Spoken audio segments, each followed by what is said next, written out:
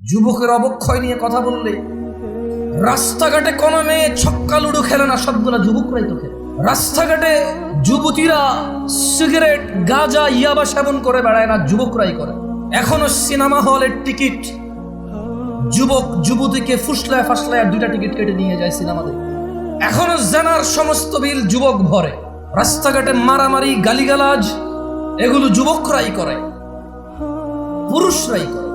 আবার আল্লাহ থেকেও আদিষ্ট হয়েছে প্রথমে নিজের চক্ষু অবনত করে লজ্জাস্থানের হেফাজত করতে।